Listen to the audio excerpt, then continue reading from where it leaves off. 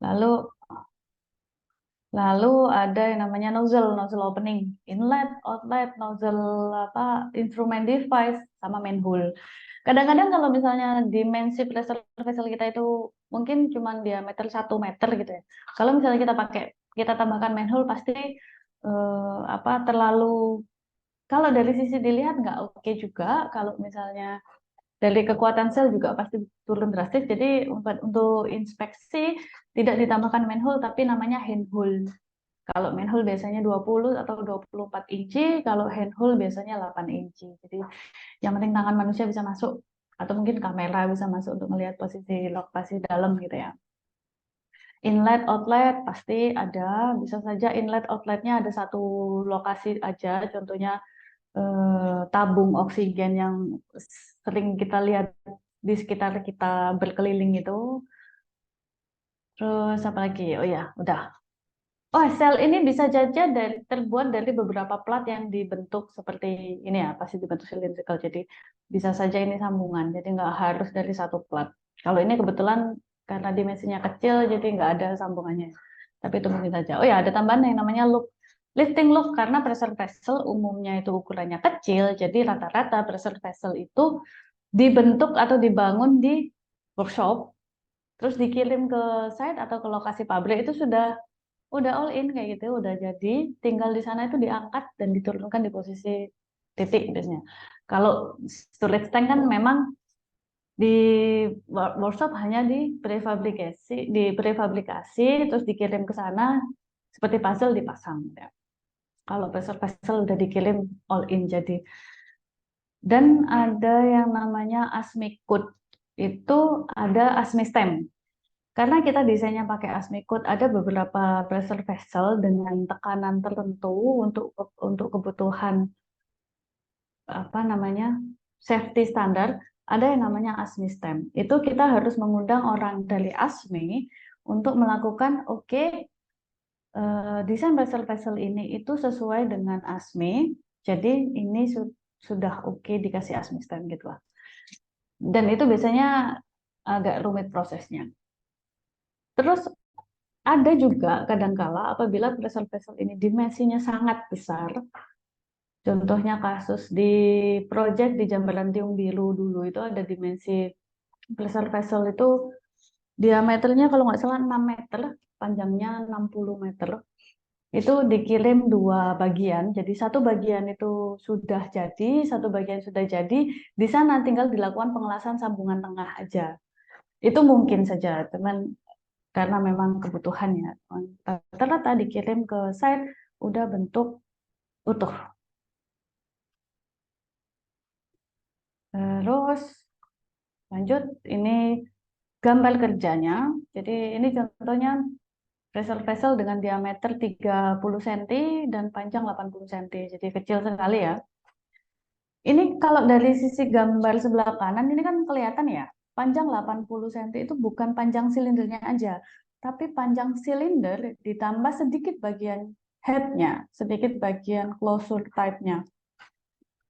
Namanya bagian sedikit, bagian yang sedikit ini.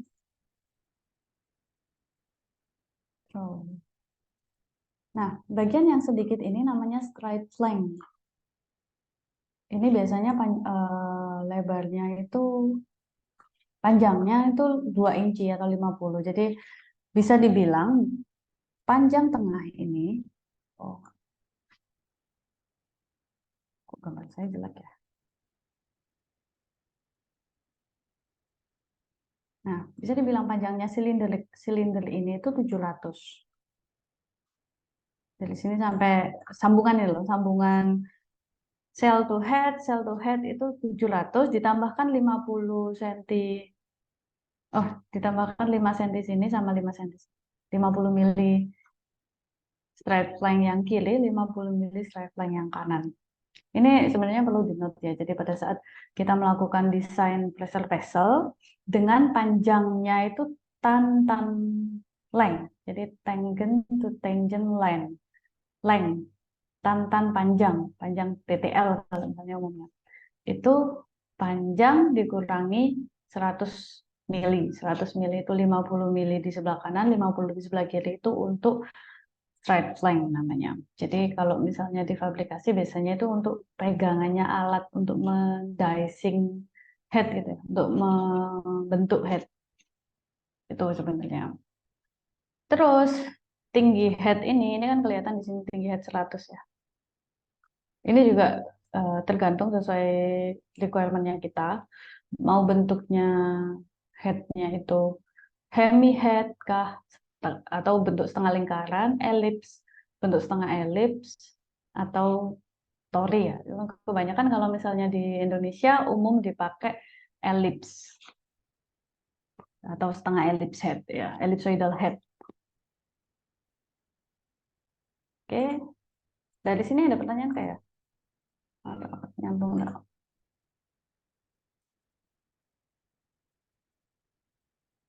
Kalau nggak ada saya lanjut. Nah, main komponen material. Jadi main komponen tadi dari plat, shell, top head bottom, nozzle, mainway, sama support. Untuk yang dari material plat itu untuk shell head pasti dari plat, shell dari plat yang dilengkungkan terus di welding, cone juga dari plat, saddle and skirt itu dari plat. Saddle itu dari plat yang dipotong-potong terus ditata jadi kayak kaki gitu. Skirt juga dari plat yang dilengkungkan juga, itu dari plat. Nozzle flank pasti dari flank, nozzle neck dan pipa internal. Nozzle neck itu kayak lehernya nozzle ya, lehernya opening itu pasti dari pipa. Terus ada yang namanya leg atau loop. Leg itu dari beam. Oh, loop itu dari plat biasanya, lifting loop gitu. Leg itu dari beam atau pipa. Jadi untuk legnya pressure vessel yang bentuknya vertikal atau vertikal itu biasanya dari apa beam. Kalau kakinya bola biasanya dari pipa. Material untuk pressure vessel lebih luas daripada EPA 650 ya. Pasti carbon steel yang biasa, carbon steel dengan apa proses tambahan di manufacturing plat, entah itu HIC kah, entah itu apa semikel kilt gitu, itu nggak usah cuma tambahan proses aja untuk pembuatan plat. Karbon manganese steel itu ada tambahan chemical composition, karbon manganese silicon steel juga ada tambahan chemical composition. Chromium steel juga diatur di chemical compositionnya. Stainless steel ya kita tahu semua kalau carbon steel dan stainless steel beda composition karbonnya dan strength-nya atau mungkin dari plat titanium. Next, ini rata-rata main komponen. Contohnya, kalau misalnya kita punya desain pressure vessel dengan low pressure dan temperatur ambient ya, temperatur normal di sekitar kita kayak 30 derajat Celcius kah, itu masih pakai material-material di sebelah kiri, kolom sebelah kiri ini. Nah, jadi kolom sebelah kiri ini itu untuk low pressure. Jadi entah itu untuk penyimpanan tangki air kah, tangki solar kah, yang beroperasinya di tekanan atmosfer. Itu bisa pakai plat A36 atau A285. Pipanya bisa pakai A53B. Kalau nggak salah SA A53B sama SA106 itu bedanya welded sama seamless. Kalau A53 itu welded pipe, kalau A106 itu seamless pipe. Umpamanya kayak itu. Jadi ini sudah dipasang-pasangkan bahasanya. Kalau misalnya pakai low pressure bisa pakai material sebelah kiri untuk temperatur lebih besar daripada minus 20 derajat Fahrenheit itu bisa pakai A516 70 dan pasangannya. Terus kalau misalnya ada NIS itu juga material NIS itu sama, ada special additional process di material plat fabrication prosesnya. Kalau nggak salah hydrocarbon induced cracking gitu. Jadi platnya itu lebih tahan retak dibandingkan yang tanpa NIS 0175 ini. Lalu ada yang low temperatur untuk apa kurang dari minus 50 derajat Fahrenheit sama 0 sampai 0 derajat itu jangan pakai kelompok yang ini atau low temperatur. Lebih low lagi pakai SA 240 304 itu stainless steel ya. atau high carbon dioxide service, itu juga stainless steel.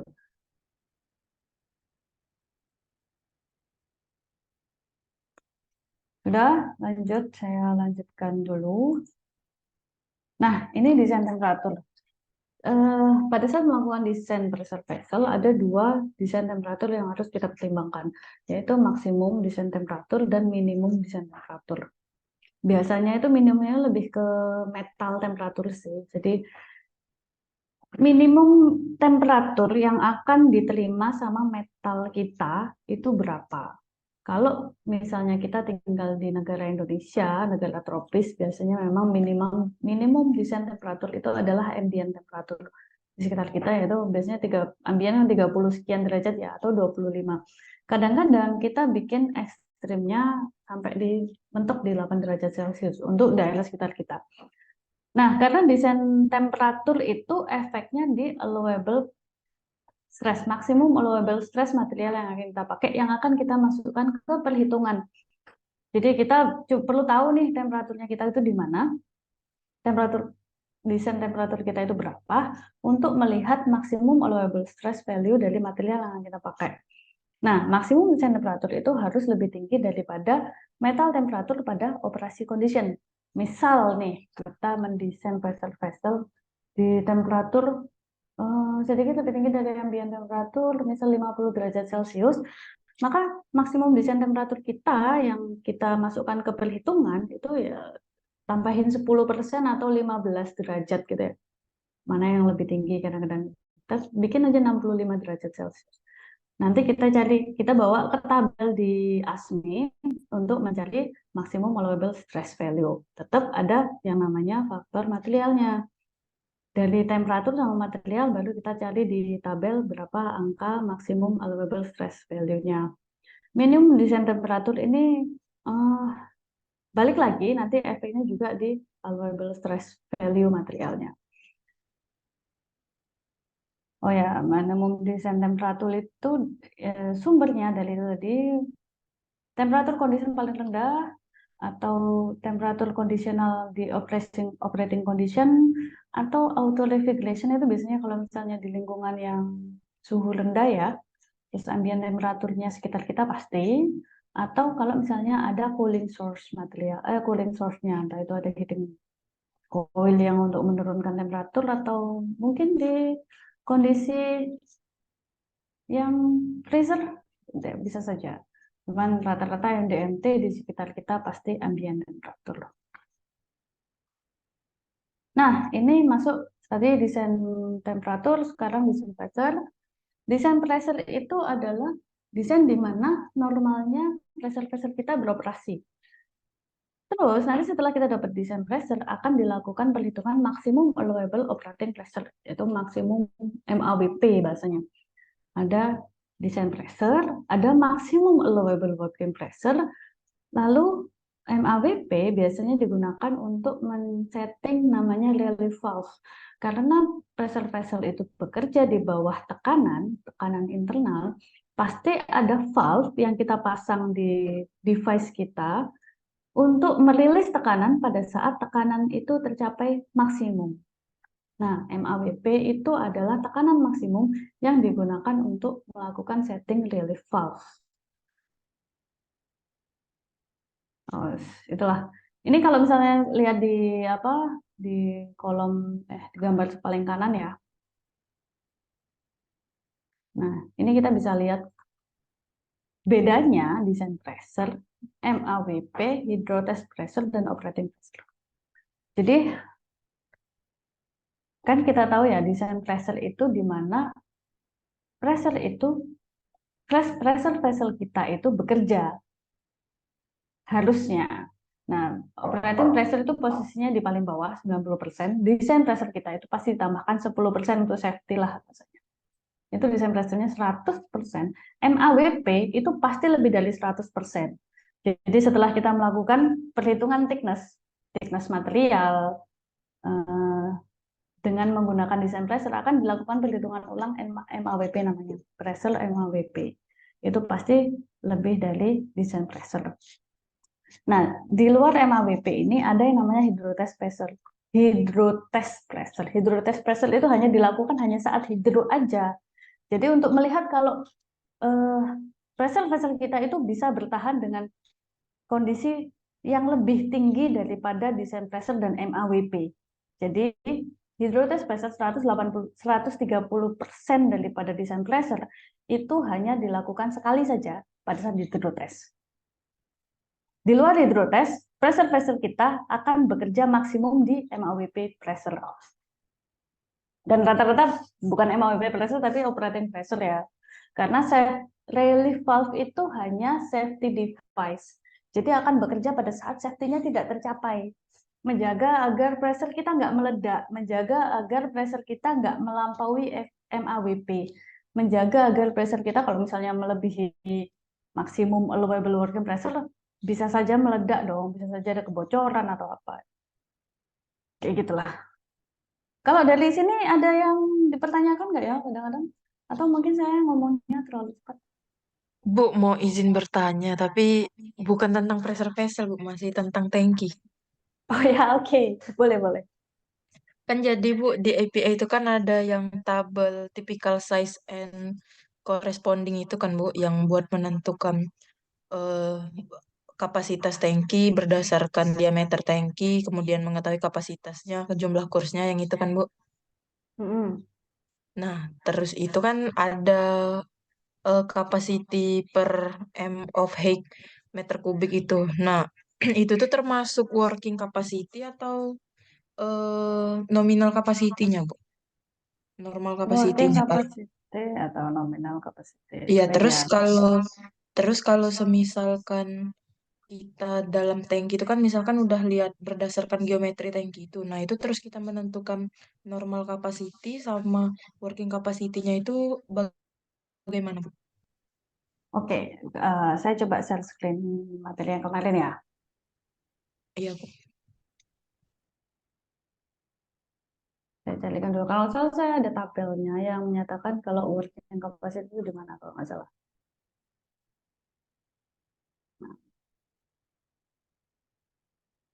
Materi ini saya udah pernah share materi belum sih? Belum kayaknya ya.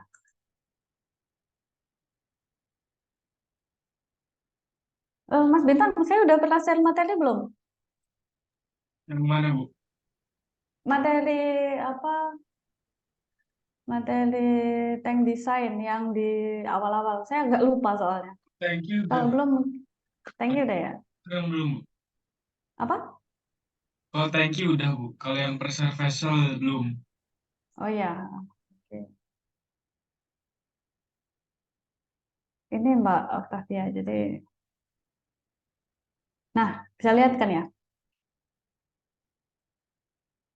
Networking capacity itu yang biasanya bekerja. Tapi capacity operating itu mentok di desain liquid level sampai minimum. Oh, sampai bottom. Itu operating capacity. Full capacity sampai top cell. Pertanyaannya gitu kan ya tadi ya? Berarti kalau kapasitas yang di tabel geometri itu tuh termasuk ke normal capacity yang sampai top itu ya, Bu? Networking. Ya, minimum field level sama normal field level. Oke, berarti kalau misalkan kita mau mencari yang working capacity-nya itu tuh sekitar 20%-nya ya, Bu, dikurang atau gimana, Bu? Dikurangi 80, tergantung sih. Jadi minimum liquid level itu kita bisa menentukan sendiri. Oh, berarti menentukan sendiri ya, Bu, nggak ada Ya, acuan bisa. berapa Nggak persen ada harus. acuan. Nggak ada acuan sebenarnya. Jadi acuannya cuma di tinggi aja biasanya untuk apa dibatasi dengan overfill sama maksimum liquid level itu untuk alokasi oyakan, alokasi ombak gitu ya. Itu aja. Oke, Kalau Bu. yang bottom kita sesuaikan aja. Oke, Bu Alif. Terima kasih, Bu. Oke, sama-sama Mbak Octavia. Di sini ada yang apa di tugas akhirnya mengenai pressure vessel nggak ya? Mas Saya, Bintang, Bu. Bu. Oh, Mas Intan. Oke. Semangat Mas, menyenangkan kok. Cuman saran saya, karena vessel sangat luas ya, saran saya pakai yang simple aja untuk tugas. Iya, Bu. Kita lanjutkan ke vessel. Tadi sampai desain vessel. Kalau misalnya dari sisi vessel ada pertanyaan nggak ya?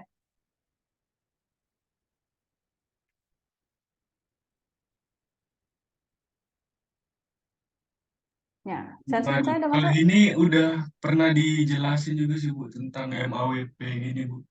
Yang Oh ya, apa? Grafik stress strain gitu, Bu. stress. Stress strain, Bu. Oh ya, Tegangan-tegangan, Bu. tegangan-tegangan ya.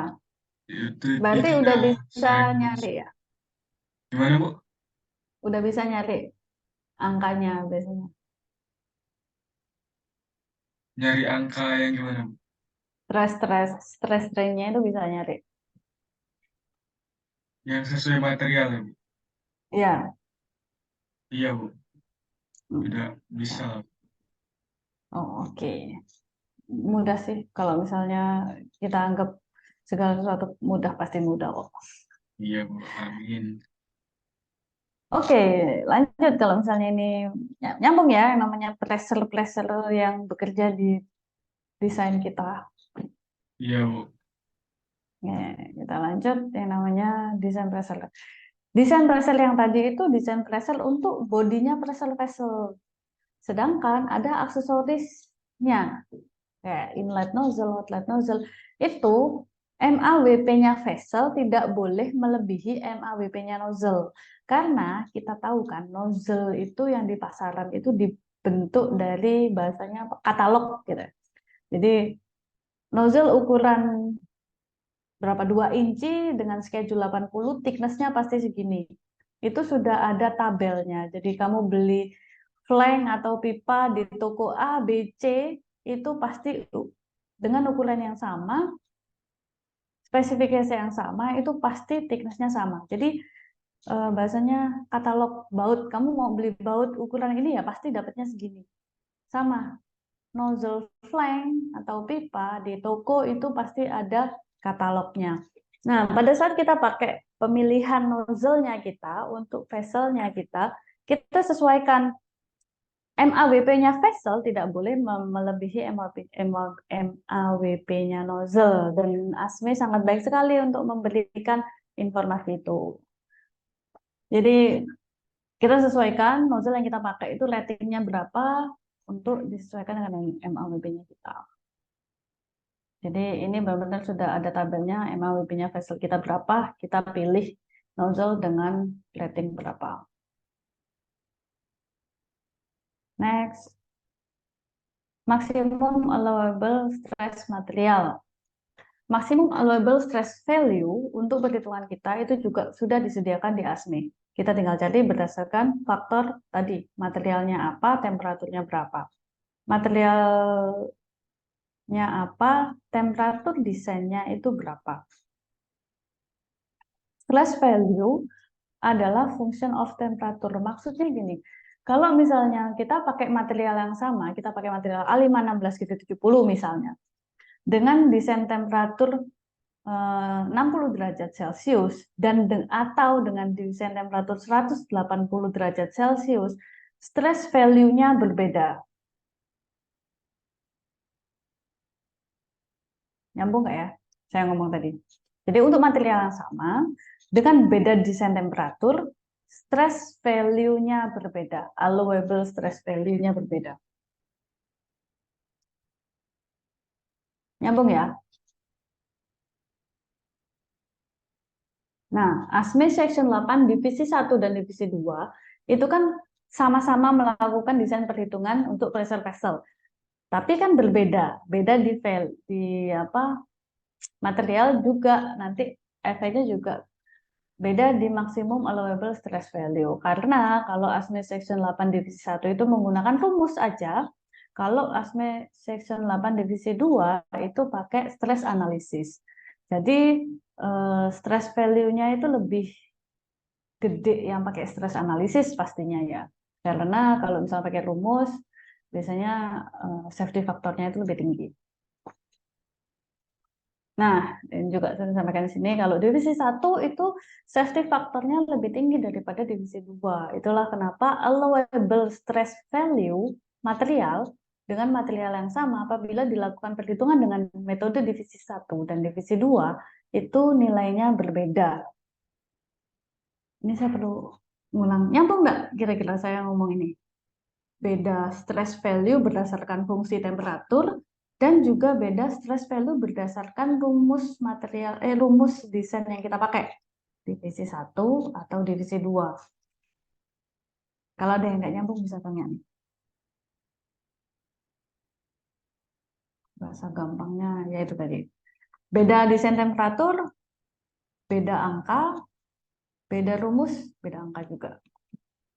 Contohnya, untuk material yang sama dengan temperatur desain yang sama, pada saat kita melakukan perhitungan dengan metode ASME Section 8 divisi 1, itu maksimum allowable stress-nya itu 17.142 PSI.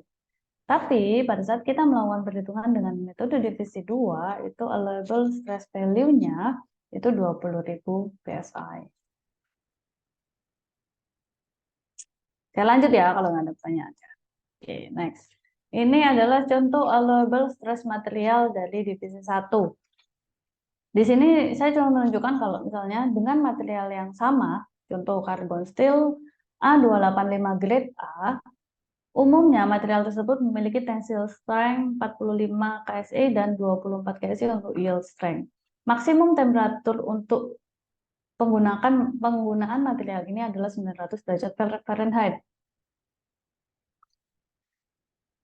Nah, pada saat kita melakukan desain pressure vessel dengan maksimum temperaturnya itu 100 derajat Fahrenheit, maka allowable stress value-nya itu adalah 12,9 PSI. 12,9.000 PSI. Sedangkan pada saat temperatur desainnya itu 700 derajat Fahrenheit, maka allowable stress value-nya lebih kecil daripada ini, 11,5. Gitu sih. Jadi allowable stress value adalah fungsi temperatur, maksudnya di situ.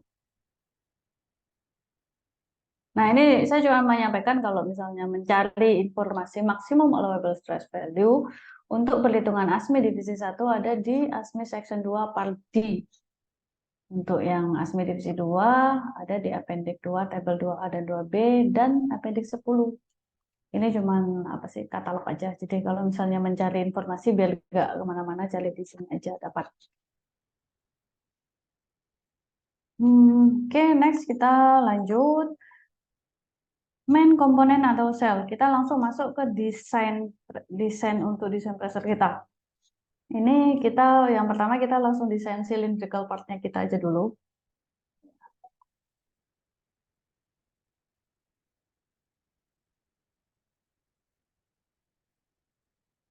Oke. Jadi kita masuk ke cell cylindrical part design. Seperti yang saya sampaikan tadi, kalau misalnya panjangnya pressure vessel itu tangent to tangent line. Tangent to tangent line. Panjang tantan.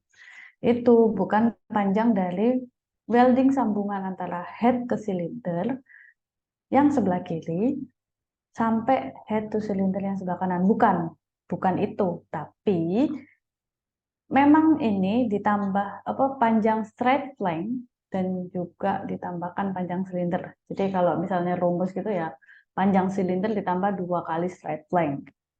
Umumnya untuk memudahkan sebenarnya straight length sebenarnya ada rumusnya, cuman pada umumnya straight length itu pakainya 2 inci atau 50 mili paling gampang. Jadi kita hanya menambahkan panjang vessel itu panjang silinder ditambah 100 mili. Gitu. Jadi pada saat kita membuat silinder vessel dengan TTL-nya itu 800, maka kita membentuk silinder kita itu panjangnya 700 aja. Karena nanti itu akan ada tambahan 50 mili dari sisi kanan dan 50 dari sisi kiri dari head-nya kita. Cell design adalah komponen utama yang mengandung pressure, yang di dalamnya ada internal pressure-nya, atau eksternal kalau misalnya ada desainnya. Pressure vessel cell, sel itu adalah plat kotak yang dibentuk sedemikian rupa yang memiliki aksis tengah, sumbu tengah, bahasanya ada. Jadi ini memang dari plat yang dibentuk sama kayak tangki ya. Kalau tangki kan di bendingnya agak lebih besar diameternya, kalau pressure vessel ini lebih kecil gitu aja. Dan pada umumnya pressure vessel itu bentuknya itu tadi cylindrical, spherical, dan cone. Udah saya sampaikan di depan kayaknya tadi ya. Next, ini pressure vessel classification. Jadi pressure vessel itu bisa dibagi dari dua bagian berdasarkan rasio ketebalan dindingnya.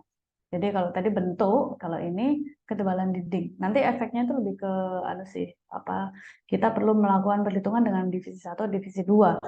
Selagi masih di rasio dinding tangki itu masih di bawah 1:10 atau bisa dibilang 10% ya. Jadi kalau diameter 800, maka tebalnya masih 8 mili, itu masih dibilang thin wall. Cuman kalau lebih tebal dari itu berarti thick wall.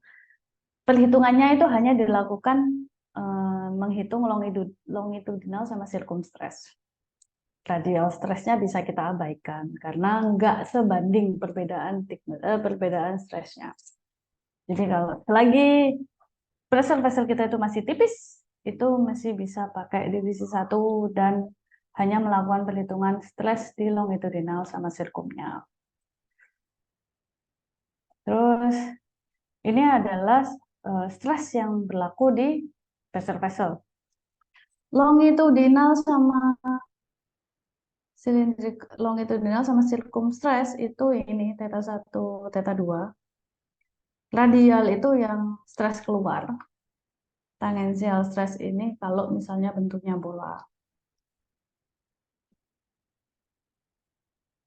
Jadi ini kalau misalnya nyari rumusnya sih. Cuman kita sebagai eksekutor, kita fokus sama rumus jadinya aja. Nggak usah dipikir pembuatan rumusnya. Oke. Next, ini salah satu rumus untuk melakukan perhitungan thickness pressure vessel. Karena yang namanya desain pasti outputnya kita itu thickness dong. Salah satu outputnya kita itu thickness material. Nah, balik lagi ini thin wall pressure vessel yang itu thickness-nya itu 1/10-nya diameter. Maksimum thickness-nya. Jadi dengan syarat pressure vessel seperti itu, maka minimum thickness cell atau head of unfiled pressure vessel. Jadi selagi pressure vessel kita itu thin wall dan unfiled berarti tidak terkena api, itu minimum thickness-nya 6 mili. Jadi meskipun perhitungan kita nanti itu lebih kecil daripada 6 mili, kita harus pakai 6 mili atau lebih. Exclude corrosion allowance. Tetap exclude corrosion allowance. Jadi bahasanya kalau misalnya di fabrikator itu corroded condition. Jadi worst case kalau misalnya corrosion allowance sudah terkorosi 100%, masih ada 6 mili di situ untuk yang menjaga kekuatan pressure vessel kita masih oke. Minimum thickness atau maksimum allowable working pressure itu harus lebih besar daripada beberapa perhitungan ini atau pressure yang lebih kecil dari beberapa perhitungan ini. Jadi maksudnya gini, pada saat kita melakukan desain pressure vessel, kita harus melakukan perhitungan thickness untuk circumstress dan thickness untuk longitudinal stress. Tinggal kita cari, kita lihat nih hasilnya yang mana yang paling besar. Maka pilihan thickness yang paling besar itu yang akan kita pakai. Untuk maksimum allowable working pressure-nya itu juga sama. Setelah kita dapat thickness-nya, kita hitung maksimum allowable working pressure-nya itu di rumus sebelah kanan ini P. Itu untuk melihat maksimum allowable working pressure itu yang mana. Kalau working pressure-nya, MAWP-nya kita cari yang paling kecil. Kalau thickness-nya kita cari yang paling besar. Gitu. Itu lebih ke safety factor sih. Jadi di sini kita lihat ada yang namanya E atau joint efficiency, ada P internal pressure pasti, R inside radius, S maximum allowable stress value, dan T adalah minimum required thickness. Dari semua ini, biasanya kita sudah tahu nominal E itu berapa. Bisa 1, bisa 0,9, bisa 0,85, tergantung welded type-nya, sambungannya, dan juga tergantung radiografi tesnya. Sedangkan internal pressure pasti kan kita udah tahu dong. Pressure kita bekerja di desain pressure berapa. Terus inset radius pasti juga dimensi. Nah, maximum allowable stress value ini yang kita cari di ASME berdasarkan temperatur condition. Jadi itulah kenapa meskipun di sini itu faktor pressure dan temperatur itu berpengaruh di rumus, tapi tidak masuk rumus itu ada apa namanya simbol T. Simbol temperatur tidak masuk di rumus karena simbol temperatur masuk di perhitungan maksimum allowable stress value. Udah nyambung nggak ya saya ngomongnya itu? Atau sudah ngantuk nih? Lanjut, Bu. Oke, kita lanjut nih. Lanjut. Nah, tadi ada yang namanya huruf E, yaitu joint efisiensi. Joint efisiensi ada beberapa pilihan seperti ini. Ada full spot atau tanpa radiografi. Di sini maksudnya full radiografi, spot radiografi, atau tanpa radiografi. Nah, kalau misalnya joinnya pasti butt join ya. Kalau misalnya di API 650 ada lap join di bagian bottom dan roofnya. Kalau di pressure vessel design itu semua sambungan main part, shell sama head depan belakang, dan sambungan antara head to shell itu butt join. Cuma seperti apa? Kalau groove-nya atau apa ya bahasa lainnya, bevelnya, kalau bevelnya itu bentuk V dan ditambahkan backing strip di bawahnya, tapi nanti setelah selesai backing strip ini, maka E-nya itu bisa pakai 1 kalau area welding di radiografi tes. Jadi ada 2 macam, bisa full atau X gini ya bevelnya. Terus itu bisa jadi full kalau misalnya full weldingannya di radiografi. Dan dilakukan 0,8 dan joint efisiensi nilainya 0,85 kalau radiografi itu dilakukan spot. Kalau spot itu nggak semua ya, biasanya di joint. Jadi perwakilan dari panjang berapa itu akan dilakukan berapa titik aja, dan kebanyakan yang di RT itu bagian T joint itu ya sambungan T lah. Kalau misalnya weldingannya kita itu bentuknya T, itu yang di spot yang di radiografi. Non 0,7 kalau misalnya tanpa ada namanya radiografi. Atau radiografi kita itu nominalnya 0,9 kalau ada tambahan backing strip di belakangnya, tapi tidak dilepas. Jadi kadang-kadang antara butt joint antara material kanan dan kiri selalu lebar ya, 5 mili atau lebih. Itu kadang-kadang teman-teman eksekutor itu akan menambahkan yang namanya backing strip di belakangnya. Dan untuk mempermudah proses itu kadang-kadang memang tidak dilepas karena memang agak sulit yang lepasnya. Itu radiografinya itu juga spot. Meskipun di full RT itu angka perhitungannya kita itu pakai angka 0,9.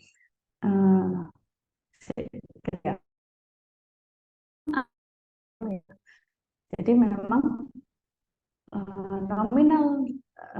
nominal joint efisiensi kita itu akan menyesuaikan thickness material yang akan kita pakai. Sangat berpengaruh sebenarnya. Jadi angka 1, berapapun dibagi 1 pasti nilai itu sendiri. Tapi pada saat berapapun dibagi kurang dari 1, pasti nilainya lebih gede dong thickness-nya. Tuh.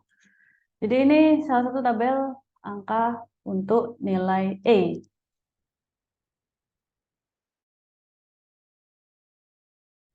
Tergantung tipe joint dan quality of welding. Quality of welding ditentukan dengan radiografi test.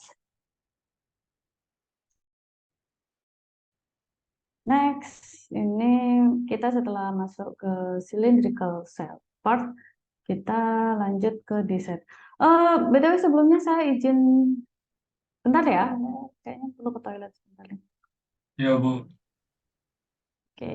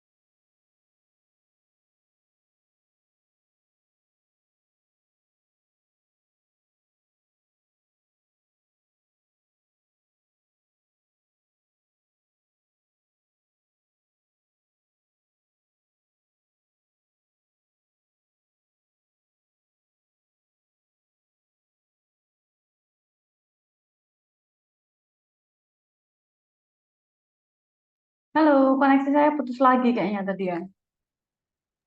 Ya Bu. Belum saya lanjut, ada yang mau ceritakan tugasnya nggak sih? Tugas akhirnya? Mungkin boleh cerita sedikit Bu. Oh ya, boleh boleh Mas. Jadi di tempat PKL saya itu saya dikasih tahu sama ini Bu, apa cutting saya udah pernah PKL di sana. Di Hmm, nama perusahaan itu Nusantara Regas Bu. ya. Udah pernah tahu nggak Bu? Nusantara Gas, lokasi di mana ya itu? Di Jakarta Bu. Kayaknya belum pernah dengar deh saya. Jadi Nusantara Regas ini perusahaan yang bergerak untuk meregasifikasi LNG Bu. Kan dia Oh, sertifikasi LNG, ya. ya jadi kan dari kapal FSRU-nya itu dari Kalimantan itu kan masih bentuk cair ya Bu. Terus kalau Hmm, misalnya mau didistribusiin ke PLTG yang biasa pakai LNG kan, itu harus ya, berbentuk uap kan Bu. Nah, jadi perusahaan Nusantara Regas nih itu bergerak di bidang itu. Dia ngubah LNG yang cair menjadi fase gas gitu Bu, di ya. unit FSRU-nya. Nah, jadi di dalam unit FSRU itu salah satu komponen yang paling penting itu eh pressure vessel ini Bu, propan storage gitu Bu. Hmm, Jadi di apa flow diagramnya itu untuk memanaskan LNG itu menggunakan propan Bu. ya. Jadi propannya itu disimpan di dalam storage gitu Bu. Nah, jadi tugasnya itu merancang propan storage itu Bu. Katanya di sana propan storage itu cuma satu Bu. Nggak ada Ya. apa backupnya gitu Bu. Misalnya terjadi masalah ketika propan storage itu mungkin suatu saat nanti ada masalah apa gimana itu nggak ada backupannya cuma satu. Jadi Hmm. perlu ditambahin satu lagi gitu. Propane storage di situ itu hanya untuk menyimpan propannya aja atau dia juga apa sih bahasanya mentransfer. Nah, maksudnya itu ada internal pressure di situ atau enggak? Ada Bu. Itu bertekanan dia Bu. Oh ya. Jadi yang mau disampaikan Mas Bintang mau mendesain propane storage di situ. Iya Bu. Hmm. Di sana bentuknya itu horizontal Bu. Mm-mm. Vessel horizontal. Saran saya Mas Bintang, dicari aja datasheet tangki propan sebelumnya. Jadi di datasheet itu atau mungkin gambar gambar kerjanya ya. Di situ kan pasti ada informasi tuh Iya Bu. minimal dimensinya, kapasitasnya, tekanannya, tekanan kerjanya, temperatur kerjanya itu kan juga ada tuh. Jadi tinggal dilakukan pendesainan. Kadang-kadang desain yang di sana itu udah pasti melebihi dari perhitungan yang di ASMI pasti. Iya Bu. Terus dari datasheet itu juga pasti ada yang namanya informasi materialnya juga kan. Material yang dipakai atau apa. Karena kalau misalnya propen itu bentuknya gas yang diliquidkan, kan ada juga propen itu bentuknya gas sebenarnya kan ya. Iya Bu. Cuman, cuman pada saat disimpan ke dalam pressure vessel, bisa saja gas itu nanti bertransformasi menjadi liquid dengan tekanan dan temperatur tertentu. Nah, informasi itu yang perlu dicari sama Mas Bintang untuk mendesain next propane. Paling gampang sih emang copy paste dari desain sebelumnya ya. Cuman kan pada saat melakukan desain itu Mas Bintang harus apa namanya confirm dong desain itu udah oke apa enggak. Iya Bu. Juga di Jadi sana kata ya, cutting saya Bu, apa standarnya beda Bu. Nggak pakai ASME, oh pakai gitu. DNV apa kalau nggak salah. Pernah dengar nggak? Pakai apa pakai DIN, pakai apa Jerman standar. Iya, Jerman gitu Bu. Oh, ya harusnya sih nggak beda jauh sih karena pasti perhitungannya paling kayak gitu tuh beda safety aja. Cuman kan mungkin karena Mas Bintang taunya ASMI bisa dibawa ke ASMI Code ya, karena ASMI juga maksudnya terdaftar gitu loh. ASMI juga apa legal kok, code yang dipakai umum biasanya. Tapi bentuknya horizontal berarti pakai saddle ya. Iya, Bu. Dimensinya berapa Mas kalau tahu? Oh, dimensinya, Bu.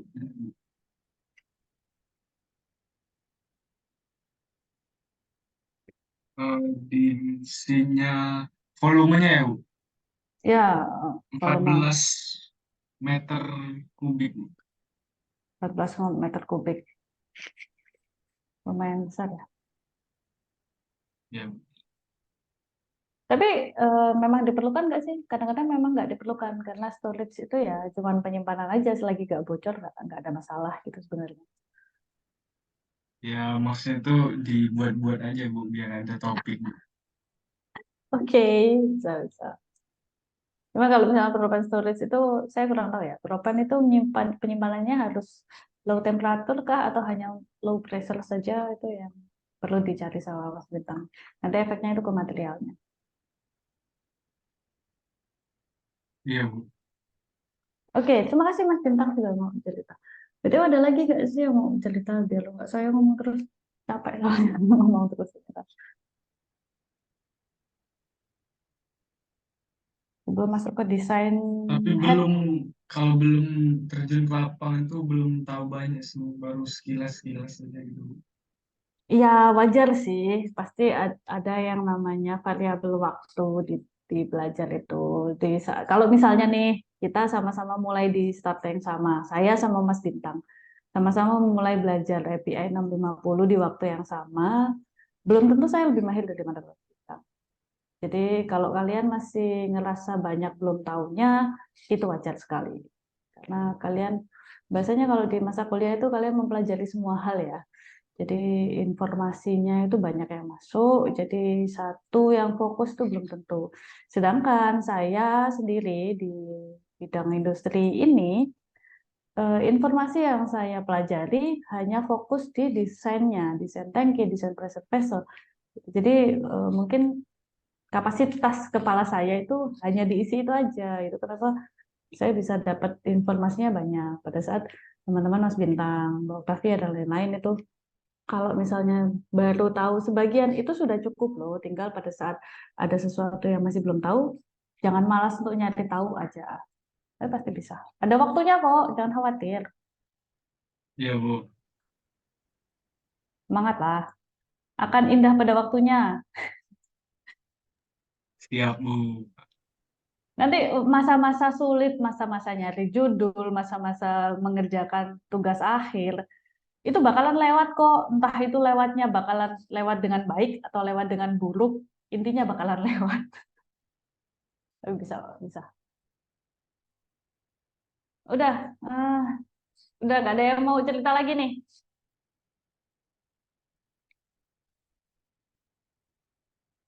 Mas Ayatullah biasanya banyak bercerita, kok gak ada suaranya ya?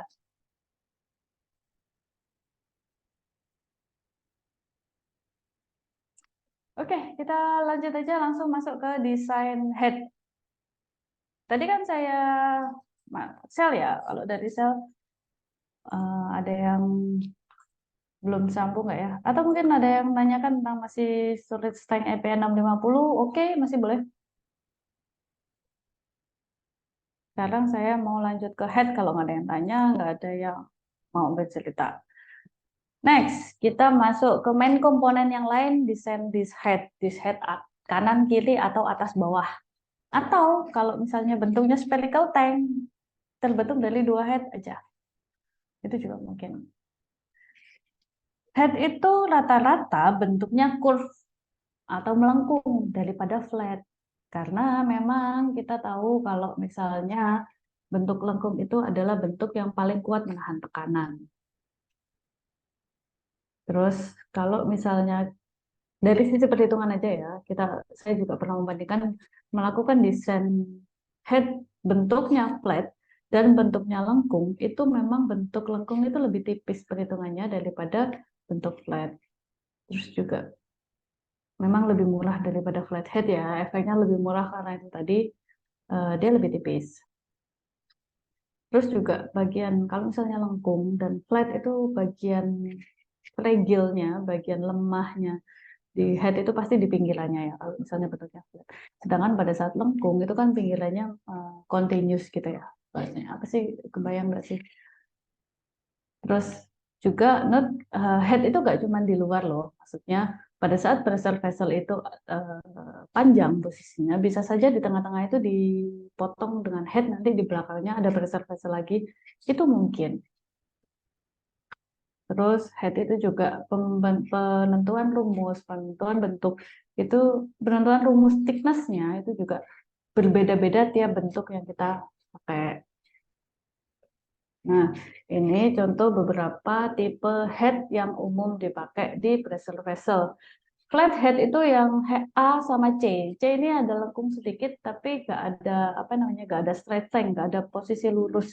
Ini masih dianggap flat head. Jadi memang ada lengkungan sedikit, tapi nggak besar, dan sambungan kanan kirinya itu masih welded, tapi nggak ada straight length, nggak ada lurusnya, itu juga masih dianggap flat head. Lalu cone kita tahu cone bentuknya pasti kerucut. Lalu bentuk D ini itu hemi head. Hemi itu setengah bola. Jadi diameternya head ini pasti diameternya vessel. Terus ada bentuk E ini tori head.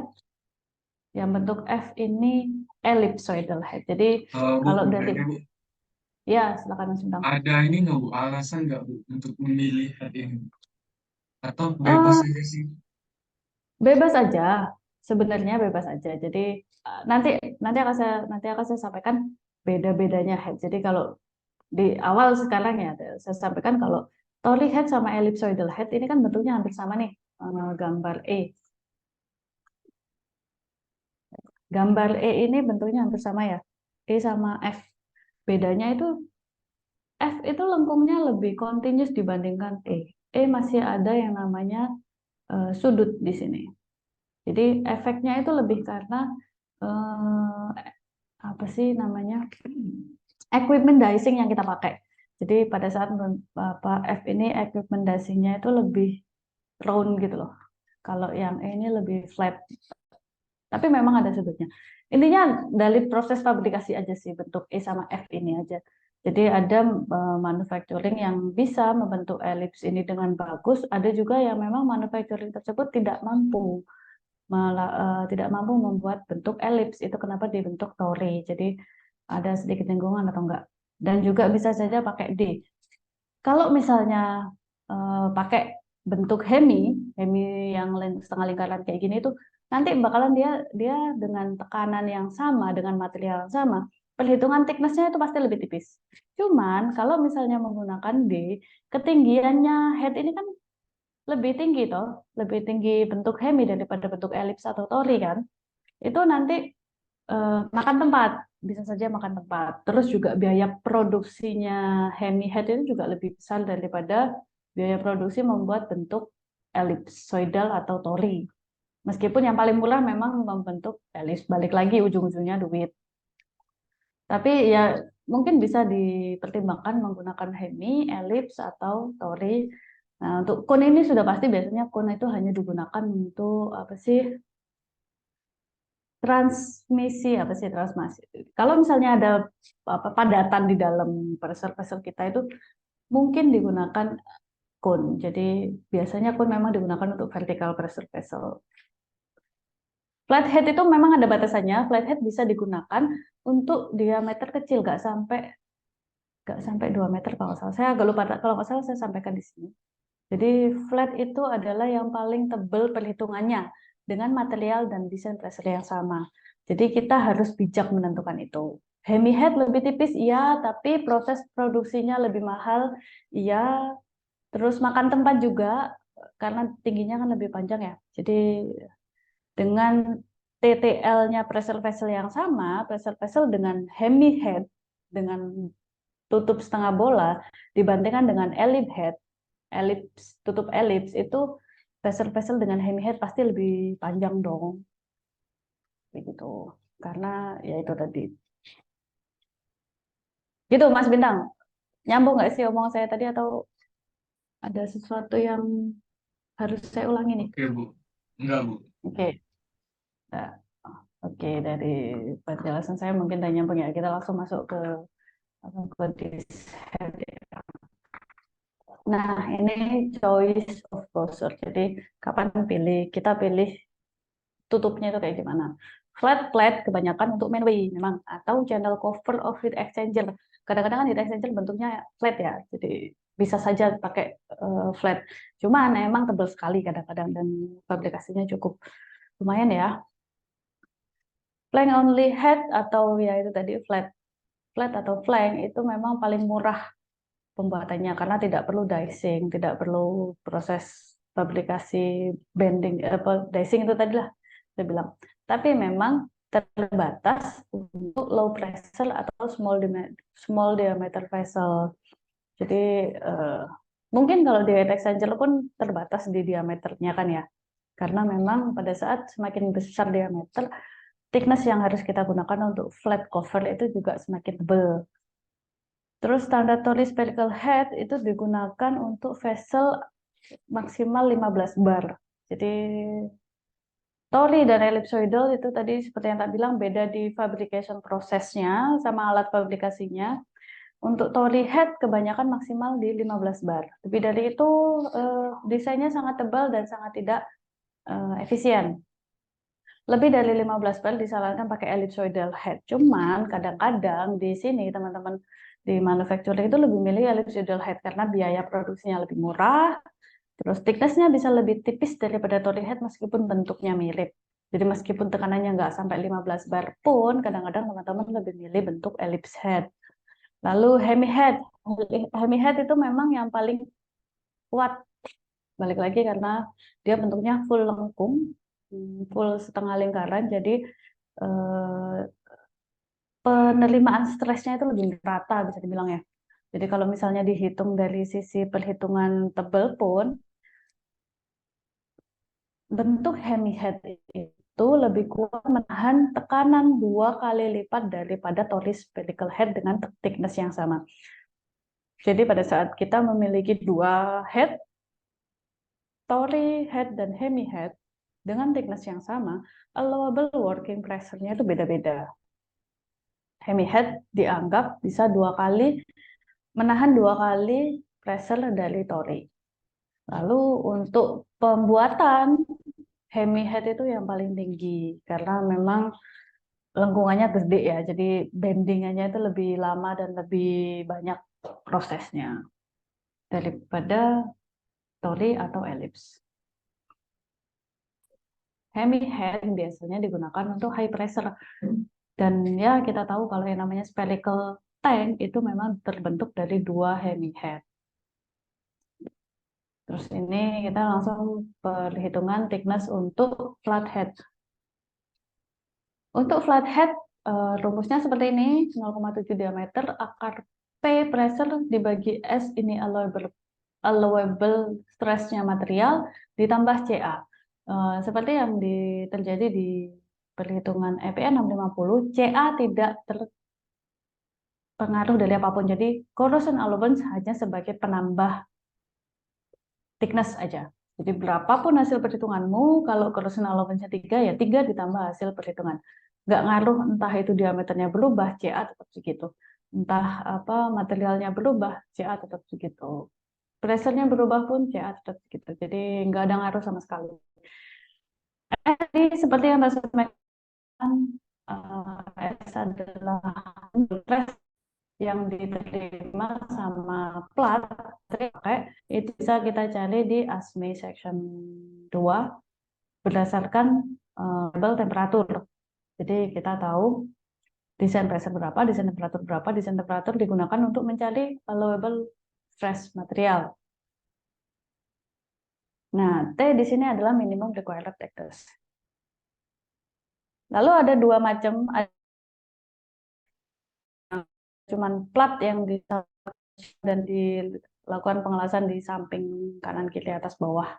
Ini atau flathead yang ada namanya straight flank-nya. Jadi ada lurusan yang bentuknya silinder biasanya. Ini juga hampir sama, bedanya mungkin dia lebih tebal ya. Ini pengkalinya 0,7, ini pengkalinya 0,4. Nah, terus usually pada umumnya untuk small diameter and low pressure vessel. Jadi kadang-kadang seringnya saya pakai flat head ini itu untuk desain storage tank untuk solar industri yang maksimal 5 kiloliter. Jadi 5 kilo itu berapa? 5.000 liter. 5.000 liter itu kayak tangki air yang berjalan di sekitar kita. Jadi untuk nampung pengiriman air, entah itu air minum, entah itu air sumur, atau biasanya kalau misalnya air dari pandaan ya dikirim dengan tangki air itu kan bentuk headnya flat ya.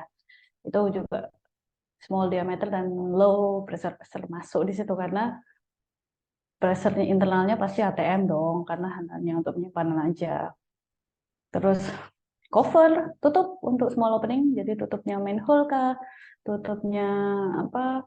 Ya kalau misalnya diameternya kecil pasti juga bisa tutup. Atau bisa juga menjadi tipe N untuk cylindrical storage vessel ATM ya. Itu tadi kita sampaikan pressure ATM lah.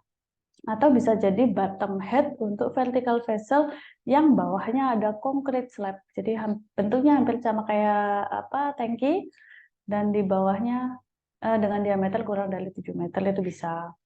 Lalu economical farming pada pasti ya. Jadi biaya farmingnya sangat kecil. Jadi tidak ada biaya bending lebih tepatnya kalau misalnya bentuknya flat ya. Kalau misalnya ada flat head yang ada straight flank-nya memang ada sedikit melengkungkan gitu aja.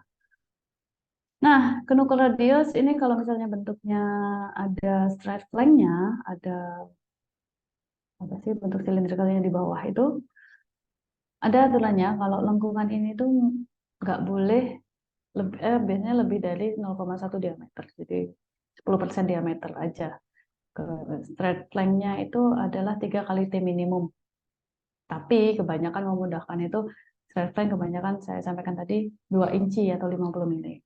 Itu lebih memudahkan untuk gambar, untuk mengingat-ingat bahasanya ya. Itu. Dan juga kadang-kadang straight flank itu dipakai sama tim fabrikator untuk menjepit materialnya pada saat dilakukan bending. Tuh. Next, ini adalah head to cell condition untuk flat head. Jadi pada saat head-nya itu tadi bentuknya flat, bisa saja bentuknya ada straight flank-nya. Ini yang di last itu yang bagian ini. Nah, yang di last itu bagian ini. Atau dia posisinya pas di ujung. Ini tampak potongannya ya. Jadi ada sudut 45 derajat untuk pengelasannya. Ini tebal platnya, TS tebal selnya. Jarak ini adalah jarak TS-nya. Jadi ini aturan penyambungannya. Atau mungkin agak sedikit ke dalam. Posisi penyambungan flat head. Kalau misalnya bentuknya flat aja. Atau mungkin sambungannya bentuknya flank. Maksud saya flat head-nya bentuknya kayak flank, ada bolting di situ. Itu ada 2 macam. Perhitungan thickness-nya itu adalah CP kali D dikali akar P per S.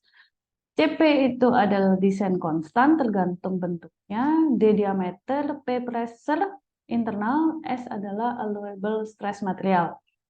CP ini kalau misalnya bentuknya itu bolted gasketnya full face, maksudnya gasketnya itu benar-benar dari ujung sini sampai keluar, itu CP-nya adalah 0,4. Sedangkan pada saat gasketnya itu cuma di bagian thickness selnya ini aja, maka CP-nya adalah 0,5. Bedanya di situ. Jadi perhitungan thickness juga kita harus menentukan dulu bentuk flat head-nya kita itu seperti apa. Allowable stress sama kayak tadi carinya berdasarkan temperatur dan material di ASME. Next. ini adalah bentuk hemihead. Kalau dari hemihead, bentuknya pasti diameternya adalah, diameter hemi adalah diameter pressure vessel.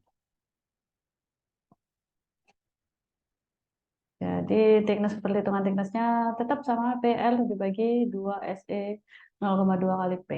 S adalah allowable stress material, E adalah joint efficiency, 0,2 P pressure, P di sini juga pressure, R sama dengan inside radius. Jadi corrosion allowance sebagai penambah. Terus ini juga ada aturannya, maksudnya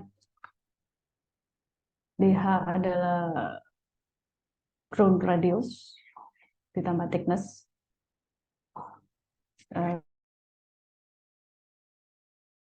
Kali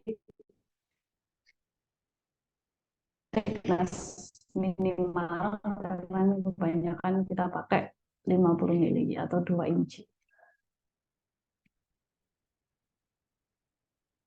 Kalau dikasih this head, hemihead adalah ideal shape for head karena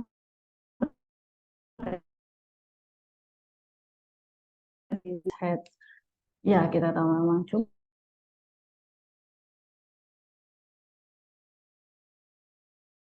di bentuk crown itu bagian bawah. Contoh pembuatan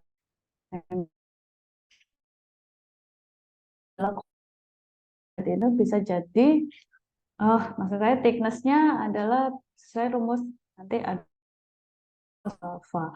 Alpha adalah angle cone maksimum 30 derajat itu bisa menggunakan rumus. Kadang-kadang diameter alfanya itu bisa 30 derajat atau 45 derajat. Ini hampir sama, komponen-komponen perhitungannya sama kayak tadi, thickness, P adalah design internal pressure, D diameter, S allowable stress material, E joint efficiency, jadi beda sambungan juga beda angka joint efficiency, alpha adalah sudutnya kemiringan cone-nya. Cone itu juga, nah, conical head biasanya dipakai untuk bottom bagian bawah, untuk equipment yang memisahkan padatan lah biasanya, kayak silo gitu ya. Jadi kalau silo kan biasanya disimpan untuk menyimpan padatan, entah itu debu, entah itu apa namanya tepung terigu, biasanya itu juga Pak tulis tanknya pakai bentuk cone di bawahnya. Jadi untuk melancarkan proses keluarnya. Kalau misalnya bentuknya hemi head atau ellipse kan dia bagian yang turunnya pasti bagian tengahnya aja, bagian samping kanan kirinya nggak ikut turun. Kayak gitu sih. Terus keuntungannya memang ini accumulation of removable solid. Jadi removable solid balik lagi ke padatan yang disimpan di dalam vessel atau proof between two parts of different diameter of cylinder. Jadi pada saat tangki kita, vessel kita itu memiliki 2 silinder dengan diameter yang berbeda, itu bisa conical head seperti yang gambar saya yang di awal tadi ya. Itu bisa untuk apa namanya, smooth transition bahasanya. Next, ini yang bentuknya elliptical head. Rumusnya hampir sama, komponennya pressure, diameter, S allowable material stress, E joint efficiency, P internal pressure, plus corrosion allowance. Nah, ini cuman informasi kalau misalnya pembuatan meternya, crown radiusnya itu sudah ada standarnya, pastinya kayak gitulah. Next, memang pada umumnya paling mudah, paling murah, dan paling efisien dan efektif itu head itu apa namanya, N-nya itu pakai ellipsoidal head dan rata-rata pakai 2:1 rasio. Maksudnya 2:1 rasio itu gambarnya mana ya?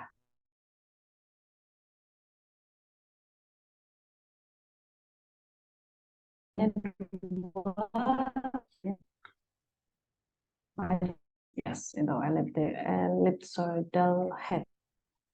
Next, ini head. Nah, kalau dolly head ini pengkalinya lebih gede ya daripada Oh ya, ada tambahan pengali 0,88. Jadi bisa dibilang 0,85%. Jadi pasti perhitungannya Tauli itu lebih tebal daripada elips.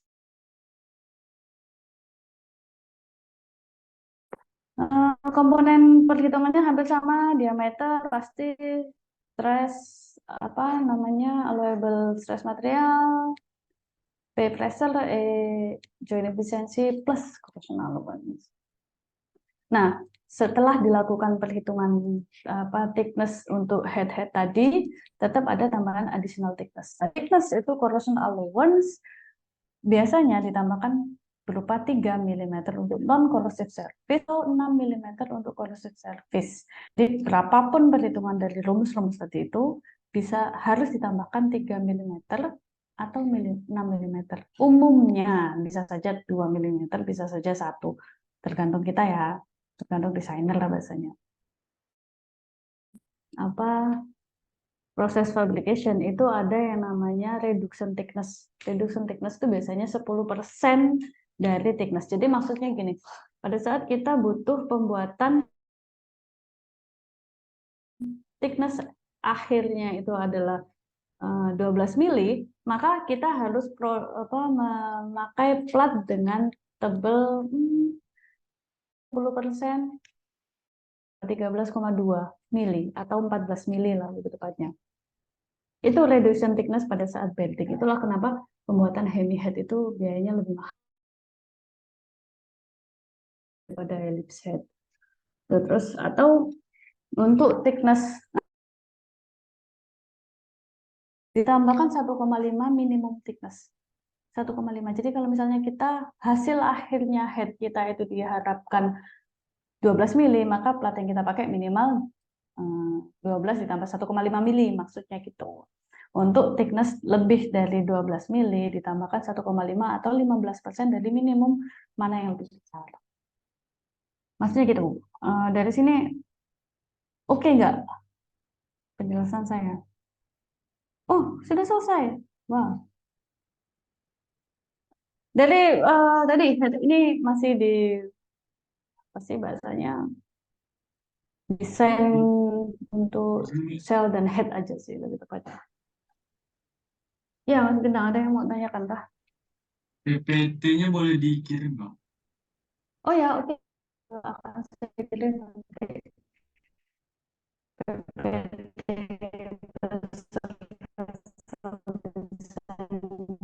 Mas Bintang. Itu sih sangat luas ya. Jadi ini memang saya batasi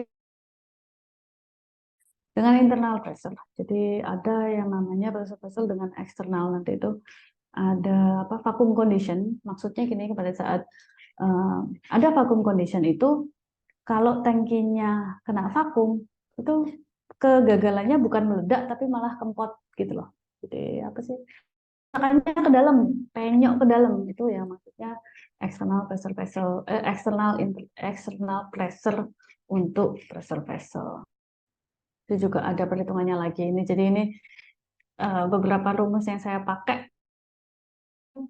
pressure dengan thickness-nya tipis, masih bahasanya desain pressure-nya itu enggak yang tinggi banget gitu. Nanti akan saya kirim Mas Bintang untuk materinya. Ada lagi yang perlu ditanyakan kah?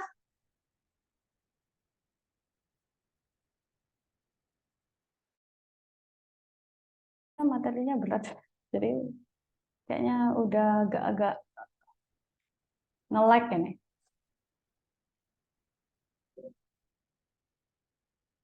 Kalau nggak ada kayaknya nggak banyak ya. Saya Untuk contoh pengerjaannya ada nggak? Contoh project dari pressure vessel dari contoh ini maksudnya apa nih? Perhitungannya kah atau perhitungannya. contoh perhitungannya? Jadi yang diharapkan Mas Bintang itu report berupa PDF atau perhitungan Excel-nya nih? Excel terus data sheet yang Nanti saya coba gambar carikan ya tekniknya. Iya, Bu, boleh, Bu. untuk contohnya. Jadi Seperti tangki kemarin, Bu. Ya, jadi kebanyakan kita pakai mendesain software, Mas. Jadi saya kurang tahu ya. Ada sebenarnya perhitungannya menggunakan Excel, cuman agak kurang up to date untuk ASME 2015 sebenarnya. Cuman mungkin saya share aja, mungkin disesuaikan sama Mas Bintang nanti ya. Karena kita biasanya pakai itu Mas, kompres. Kita punya kuncinya soalnya kita udah bayar mahal nih. Kan emang nggak dipakai ya. Untuk datasheet saya carikan yang ada presernya ya. Kebanyakan presernya kecil-kecil sih memang yang dipakai di Indonesia ini karena kebetulan ya seperti yang saya sampaikan. Material yang kita pakai itu rata-rata umum hanya di temperatur minimum desain temperatur itu nggak sampai 0, mentok di 8. Jadi biasanya pakai A516 aja.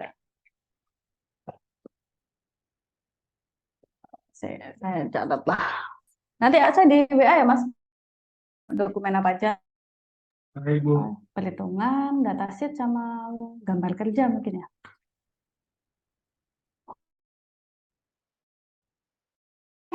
Nanti desain tugas akhirnya puzzle-puzzle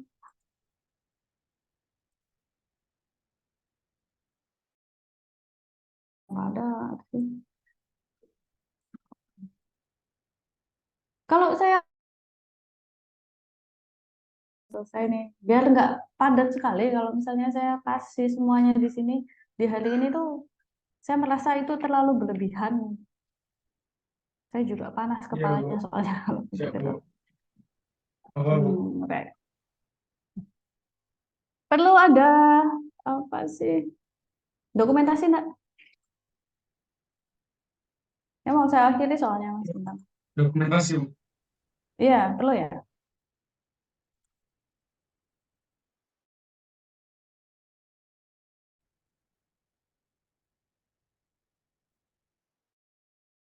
Ternyata online-nya di kamar masing-masing ini. Iya, Bu. Nggak di, nggak di kelas ya. Enggak, Bu. Wih, wih, wih, wih, wih, wih, wih, wih.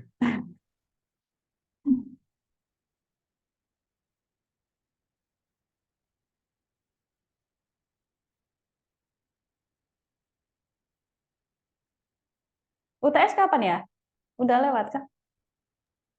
UTS-nya biasanya 8 pertemuan, Bu. Sudah 8 pertemuan baru UTS, Bu. Oh gitu. Jadi UTS-nya nggak sesuai jadwal, maksudnya di bareng semuanya UTS gitu enggak ya? Enggak, Bu.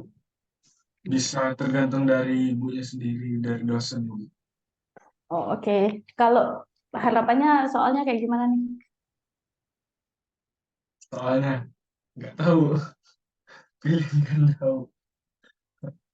Mau yang open book, open textbook atau close? Saya kasih dua sukanya nih. Kalau mau buka apapun boleh atau nggak buka sama sekali. Penuh, Bu. Karena karena kita engineer berarti harus open book. Iya, Bu. Nice. Jawaban bagus sebenarnya. Kan nanti kalau kerja kan Nah, pada saat buka-buka standar juga, Bu.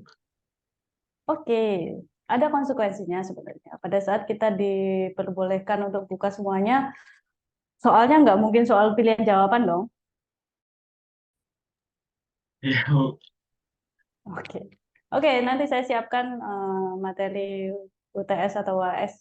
Saya jadikan satu aja ya, bikin soal nggak gampang soalnya. Tapi ini, Bu, dari skemanya itu kan Ibu ini satu SKS dan Pak Yindi satu SKS, Bu.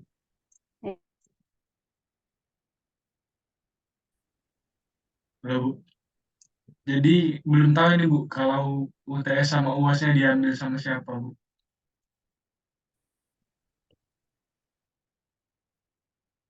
Nanti saya siapkan satu materi aja, satu soal aja ya. Satu soal aja nanti saya siapkan soalnya, nggak banyak-banyak. Open textbook terserah mau buka apa aja, mau buka buku, buka Google, buka code, jangan buka baju pokoknya. Iya, Bu, satu soal tapi ada ABC-nya sampai FG gitu. Enggak, satu soal aja, nggak ada BC-nya. Satu aja. Iya, Bu. Oke, dokumentasinya udah kah Mas Bintang? Oke, Bu, saya hitung, Bu, ya. 1, Ya, 2, 3. Bentar, Bu. Oke, Bu. oke, sudah. Udah, Bu. Saya Udah, Bu. akhiri. Nanti mungkin untuk skema UTS UAS saya diskusikan lagi sama Bu Dini ya. Nah, saya Baik, cuma Bu. mau menyampaikan jaga kesehatan Siap, Bu. ya, bentuk apapun itu.